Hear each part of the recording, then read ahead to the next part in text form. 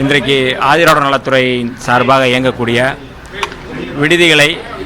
விடுதிகள் மற்றும் இந்த சமையல் கூடங்கள் செய்வதற்காக மரியாதைக்குரிய ஆதிராட நலத்துறையினுடைய செயலாளர் திரு சுபேன் அவர்களும் மரியாதைக்குரிய இயக்குனர் செந்தில்ராஜ் அவர்களோடு இணைந்து வந்து பார்வையிட்டிருக்கிறோம்.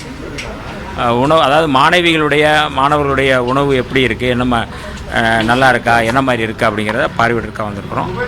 கிச்சன் பார்த்துருக்குறோம், அவங்க எப்படி செயல்பாடு இருக்குது, விடுதிகள் எப்படி இருக்குது, அறைகள் எப்படி இருக்குது, மாணவிகளுக்கு தேவையானது எப்படி இருக்குது, மாணவர்களுக்கு தேவையானது என்னவா இருக்குது அப்படிங்கிறத ஆய்வு செஞ்சுருக்கிறோம். சென்னையை பொறுத்தளவு மொத்தம் வந்து 25 விடுதிகள் இருக்குது.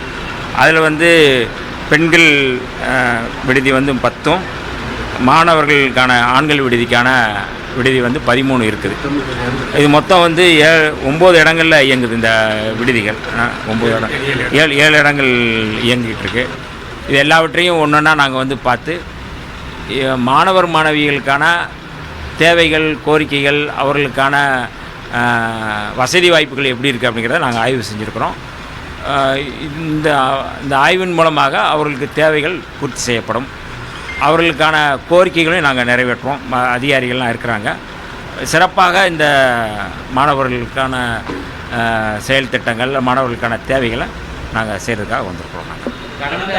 கூட நிறைய விடுதிகள் ஆய்வு புதுப்பித்தாங்க, புது கட்டடங்கள் உருவாக்கப்பட்டதுன்னா நிறைய பாலனித கட்டடங்கள் இருக்குது, அடிப்படை செய்யல உணவு வந்து அவ்வளோ நல்லா இல்லை அப்படின்னு சொல்லுறப்ப மாற்று ஏற்பாடு பண்ணாங்க. பேர் கூட மாற்றிருக்காங்க. இப்போ நீங்கள் ஆய்வு பண்ணதில் எதெல்லாம் அடையாளம் பண்ணிருக்கீங்க, எதெல்லாம் மாற்றான்னு திட்டமிட்டிருக்கீங்க? இல்லை, ஏற்கனவே 2 நாட்களில் வந்து கோவை, ஈரோடு பகுதியில் ஆய்வு செஞ்சுருக்கிறோம். அங்கே ஒரு மாணவிகள் வந்து உணவில் வந்து கரப்பாம்பூச்சி விழுந்து கிடக்கு அப்படின்னு சொல்லி சொன்னதின் அடிப்படையில் நாங்கள் வந்து போனோம். உணவு வந்து இன்னும் கொஞ்சம் நல்லா பண்ணணும் அப்படின்னு சொல்லி நாங்கள் வழிகாட்டியிருக்கிறோம்.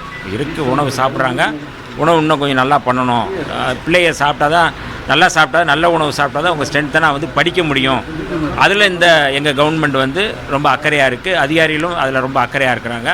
அதனால் நாங்கள் வழிகாட்டியிருக்கோம். இப்போ வந்த உடனே வந்து அந்த மாணவிகள் தங்குகின்ற அந்த அறையை பார்த்தோம். அதில் வந்து இன்னும் தேவையான இதை நாங்கள் வழிகாட்டியிருக்கிறோம்.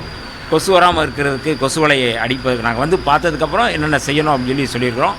கட்டாயம் இந்த ஓராண்டுக்குள் எல்லா வசதிகளையும் நாங்கள் வந்து செய்வதற்கான வேலையில் நாங்கள் வந்து திட்டமிட்டிருக்கோம். இந்த திட்டமிடல் வந்து மாணவிகளுடைய கல்விக்கு மிகப்பெரிய வந்து உதவி செய்யக்கூடிய திட்டமாக இருக்கும்.